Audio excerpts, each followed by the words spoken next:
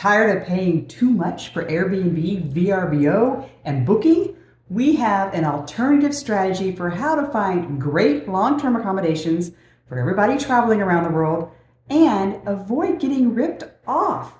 How are we going to do this? So stay tuned. We have a special guest, and we're going to teach you how to find great properties around the world for cheap, for rentals, when you travel. Yeah. How about that? Yeah. Who are we? We are Chris and Steve. EatWalkLearn. We have been traveling around the world for more than 2 years now. 3 years. Happy anniversary to us. Happy anniversary. And right now we're in Aruba, and we're just doing our planning, trying to find some Airbnbs or on booking.com, or looking at different alternatives and try to find some property to stay with. And it's frustrating, but we want to cut through all that frustration for you and simplify it and help you find some better property. So let's talk about how great Airbnb is first. I mean, it is a really easy, popular platform to use. It's convenient, it's popular. You don't have to do deposits, you don't have to set up your utilities. You can do it all online, and it's quick. And there's some other benefits too. Yeah, absolutely. I mean, we like looking for properties that are for longer than 28 days. You can get some nice discounts with it. You're going to pay with your credit card, so you don't have to worry about having, cash or some kind of alternative forms of payment. When you book it, it's already booked.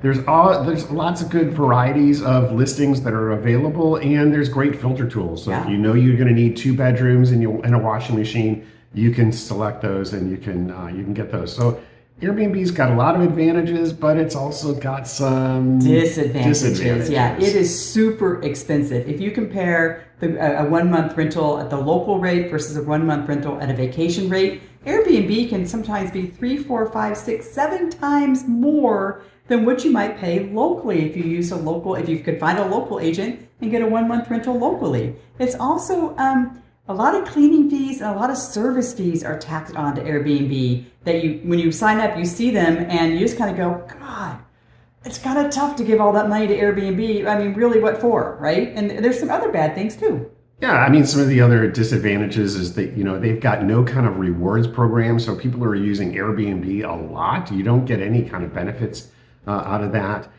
They can sometimes have really bad cancellation policies. If you need to make a decision and pay for something within 48 hours, and then that's it. You can't cancel. And so that can be really frustrating, especially if you're looking out, 4 or 5 months and your plans might change. It's too bad, which leads me to their customer service. Unfortunately, Airbnb, we've heard a lot of stories. We haven't had necessarily any bad stuff, but we've heard bad stuff. I think in my situation personally, when I've had an issue with a host, Airbnb has sided with the host every single time, and I've just been kind of like, oh well, just deal with it. So yeah, I do want to point out they do have a rewards group that we don't get a lot of comments about this. You can hook your Airbnb account to some of the airlines, like you can go to airbnb.com/Delta, I think it is, and you get Delta mileage. What we have found out is that when you do that, the rate for your Airbnb goes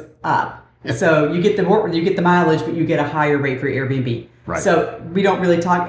I don't want to get into that here, but just so people don't make comments below. Yeah, you can do that. So so there are some obvious alternatives to Airbnb that we have used quite a bit, and one of them is Booking. Yeah, so we really like Booking.com. We use it a lot. And by the way, if you use Booking, please use our referral link down below because we get a little piece of pie, and it costs you the same amount of money. We like Booking.com because it does have a rewards program. We're level 3 or something. It's got a better cancellation policy often than Airbnb, and it has hotel selection. So if we're looking for a hotel, we often will book at Booking.com, especially if it's a non-branded hotel and we're looking for maybe a family-run place. And then of course there are some Booking.com cons as well. One of them being that they don't really necessarily have a long-term stay discount, and you don't have a lot of choices if you want a longer stay when you're on Booking.com. So then, of course, there's VRBO. A lot of people use VRBO. It's also convenient. It's also, it has some of the same benefits as Booking and Airbnb. But we do find on VRBO that the properties often tend to be larger, oriented towards family vacations, and really just not what we're looking for. Yeah, every time I've looked at VRBO, it's like, it's just not what I'm looking for. Right. So this leads us to there's got to be another way, right? And we do see that there are products coming into the American market that are going after this. There's Flatio and there's Furnish Finder. Those providers, they may be good in the US, we haven't used them, but we don't find them elsewhere in the world. So we're really focusing on the global issue that we have as nomads of trying to find alternative transportation or alternative accommodation. So the good news is we know an expert, and she is fabulous.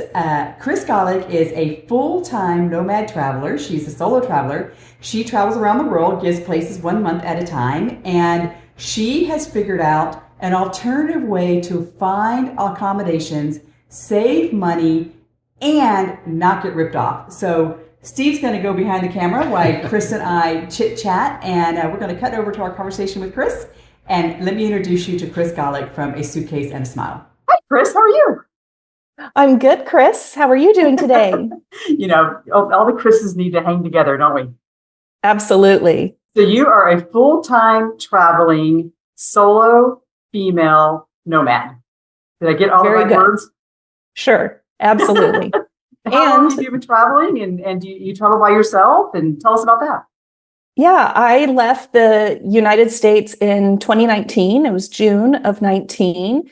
And like a lot of other American nomads, I kind of started heading south out of ease of travel. So went down to Mexico, and I have some family that actually lives in Ecuador. So I did have a touch of expatriate life, if you will, from an older cousin of mine who her and her husband had moved a few years prior. So it was great to go and visit them in a new country kind of early on in my nomad abroad travels. And from there, just kind of bopped around Central America and the Caribbean. And then I've moved along over the years through Europe, and I just spent over a year in Asia. And you and I and Steve got to spend Christmas and New Year's together in Australia. So I did pop over there for a bit.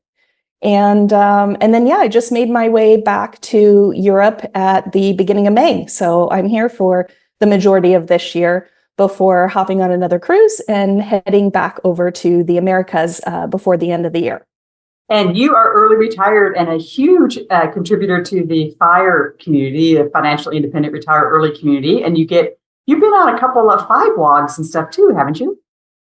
I have. I was able to join the podcast for Earn and Invest, as well as Joe Saul-Sehi's podcast, Stacking Benjamins. I've also been interviewed for Fidelity, one of their online journals that they have, or articles that they put out. And I've been on a number of other podcasts as well in relation to travel or financial independence or just nomad life in general. So it's been fun. And now I'm here with you.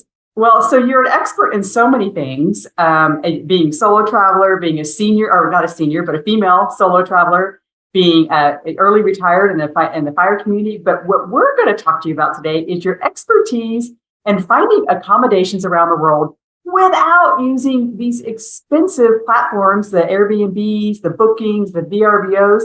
I mean, there's some advantages to using those platforms for sure, but you have kind of figured out how to take those advantages and take your eye to financial independence, hacking and saving money, putting those two together and building some strategies around some accommodations around the world. I mean, you're an expert in this. And so I really want to hear about what your strategy is. I think you've got a 3-pronged strategy for how you find accommodations. And I would love to have you tell us the first prong of that strategy. Yeah, the first one probably doesn't come natural to a lot of people. So I love to just open up Google Maps, and then I'll navigate to wherever it is I might be wanting to look at next. So for me right now, I have my next few months planned out, but I'm looking at Saranda, Albania, for example. So I navigate to Google Maps, hover over that area, and then I start typing in some keywords. I like renting from real estate agents and property managers. So I literally type in those keywords. I'll do real estate agency, real estate agent, property manager, property management. I'll do various keywords and the little red dots will pop up on the map. And that's when I start hovering over. And I know that you're in Aruba right now, and I actually lived there for a few months a couple years ago, and I know it's an expensive island. So I did this exact same thing. I hovered over Aruba, I typed in real estate agencies, and one of them that popped up was Keller Williams. And I was familiar with that name from the United States. I actually have friends that are real estate agents through that company. Sure. So I found the local branch, if you will, and there's going to be websites with listings you can kind of dig through, but there's also going to be some form of contact us, whether it's email or WhatsApp. And because I know what I like in a rental, I kind of already have my key points saved off to the side so I can copy and paste, send a quick email or WhatsApp message to introduce myself, list a little bit of my criteria, maybe not my whole entire list in the first email, and along with my dates and an estimated budget. I try and lowball a little bit at first, and send it off. And then I wait for that reply. So what are some of the requirements that you list? Like king size bed, air conditioning, like what are some of the things what are some of your requirements?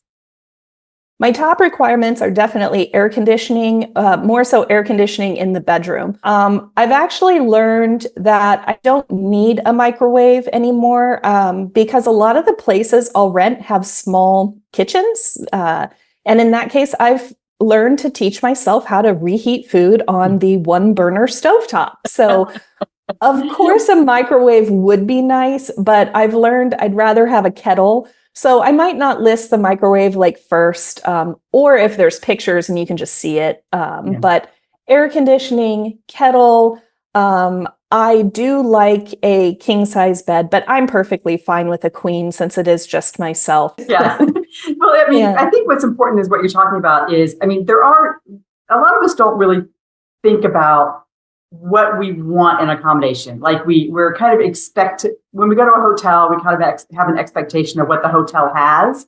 But when it comes to actually getting your own place, you really do have a lot of choices. And if you enumerate what the things are that you want, that will help you streamline what you're looking for. You know, some people will say absolutely no to no air conditioning, or no to twin beds or whatever, and that eliminates things really easy. And it's nice to be able to that you're focused and that you're organized and you've got a list of exactly what you're looking for. And that comes from experience too, after probably having some failures in some places as well. Yeah. And then also I've learned I really want a couch. I'm actually in a studio apartment right now, and the couch that I have is a day bed, but there's not enough pillows for the back, and it's a metal frame day bed. Oof. And so it's not comfortable for me to like sit and lounge on. I find myself laying in bed more often, and I just personally don't care for that.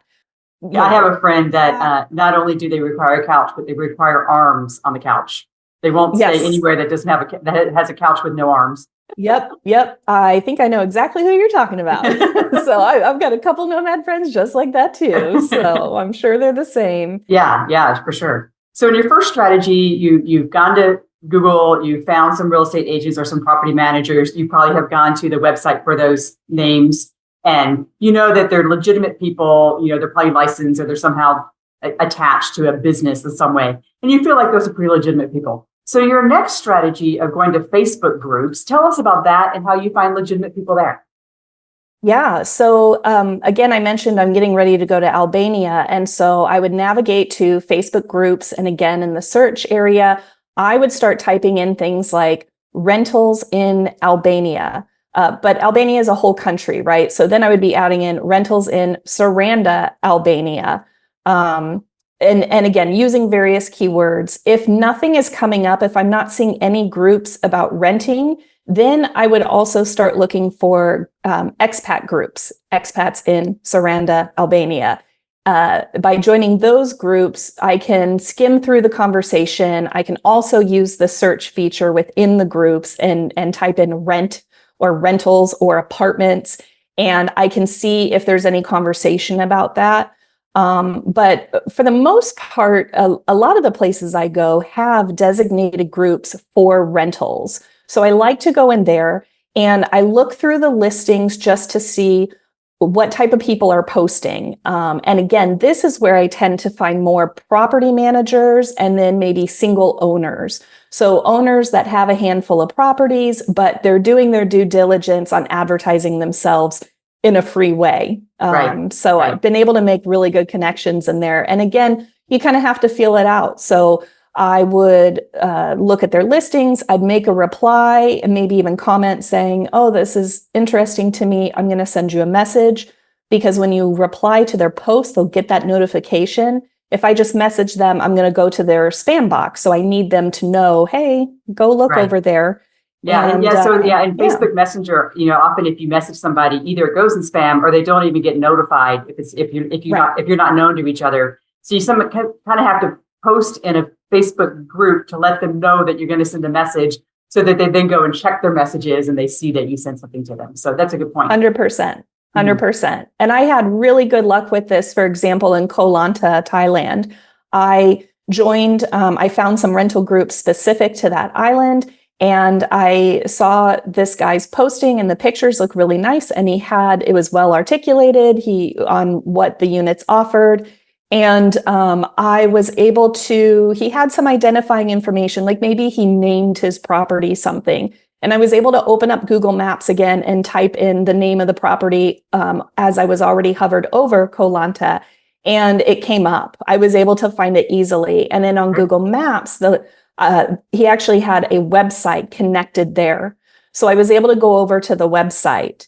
And so I see this guy has a website. He's communicating very clearly throughout the Facebook groups. And by chance, I did navigate over to Airbnb and I found his listings over there. So this is a guy that has a very small business. He ended up having 6 units, but he is in it for the business. It's not just a money grab, fill the spot. This is a legitimate business for him. It's a small business. He runs it himself. He's from France and his wife is Thai, and they were a lovely, lovely couple. It was great. I felt really confident renting direct through him. Yeah, and it's also, renting direct like this, it immediately gives you an in into the community. And now you have a connection that if you do want to get to know the community, or you want to make some friends in the local environment, you have a connection immediately right there, which is nice. Yes. So that's your second option. So that second option is you go to your your Facebook groups, you find expat groups, or you find rental groups in the city of choice. You then search through their listings and you then connect that way. What is your third choice? Or third option that you use? I do go to Airbnb and booking.com. So those two are places that I will rent from. But when I'm going to Airbnb or Booking, I'm going to navigate on Airbnb to the host profile.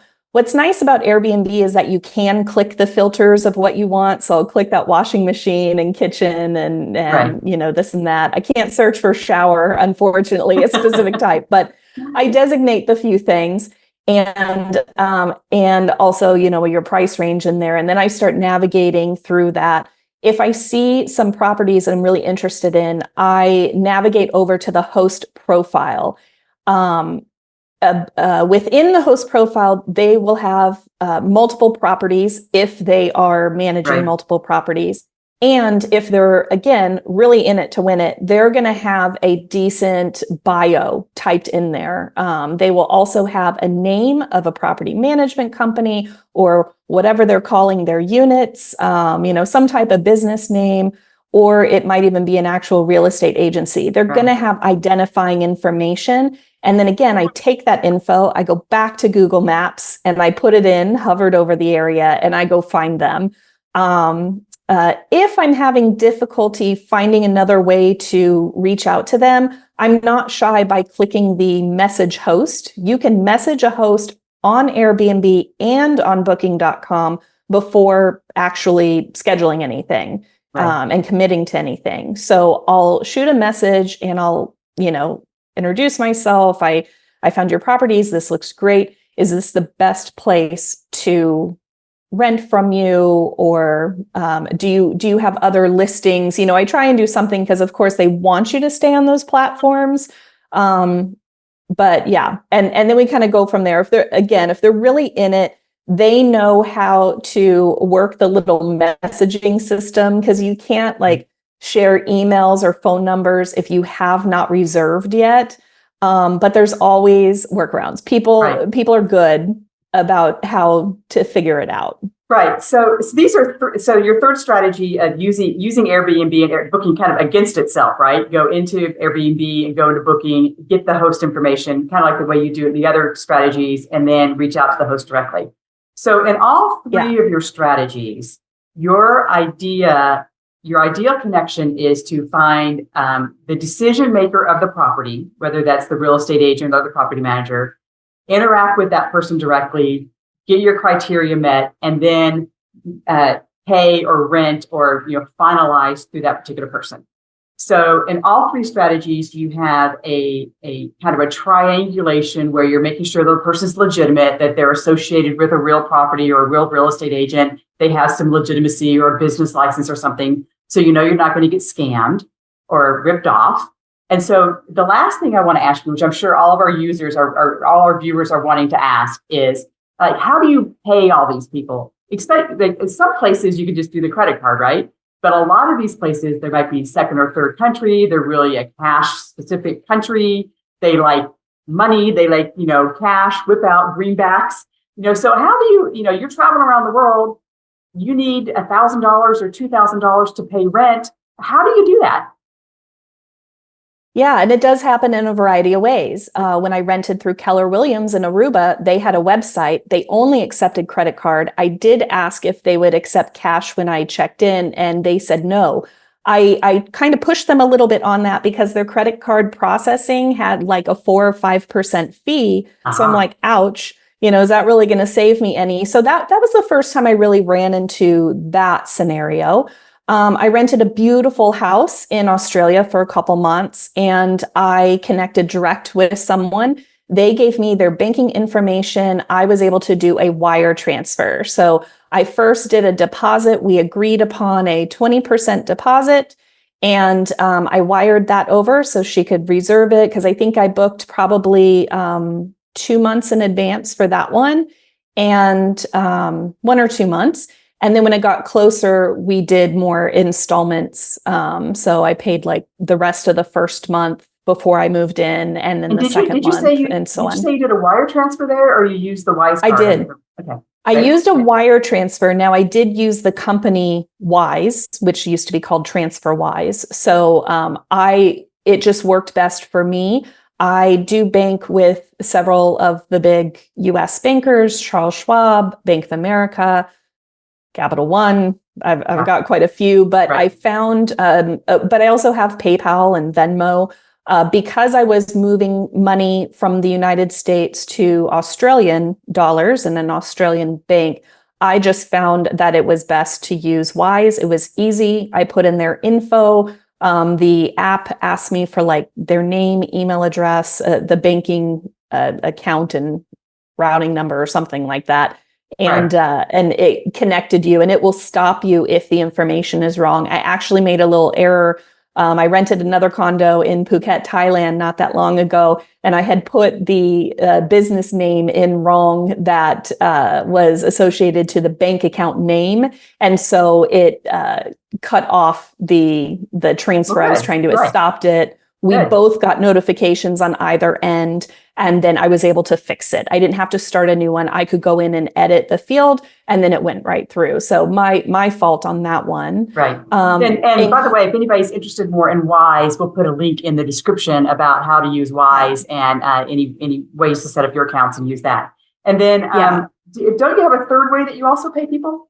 I do. I also pay in cash. So for example, in Thailand, a lot of people do want cash. It's a cash heavy country. And so what we did to secure the rental, once I communicated with him, I did go ahead and transfer a small wire transfer through Wise. And then when I got there, I paid in cash. Now I was already in the country, so I didn't have a problem going to ATMs. I kind of had to do 2 or 3 days just because the limits are low. Or 2 or 3 transactions, probably, whatever it was. It got out my Thai bot, and it was only the equivalent of like $700 US, $750 US. So we're not talking $2,000 like you mentioned before. But you could be, right? But you make an interesting point where if you are going to withdraw cash, a lot of these countries, there's limitations on how much you can withdraw daily from an ATM. So you have to kind of plan ahead. I mean, I think you and I both have Schwab cards where our ATM fees are reimbursed. So how many times we withdraw is no big deal.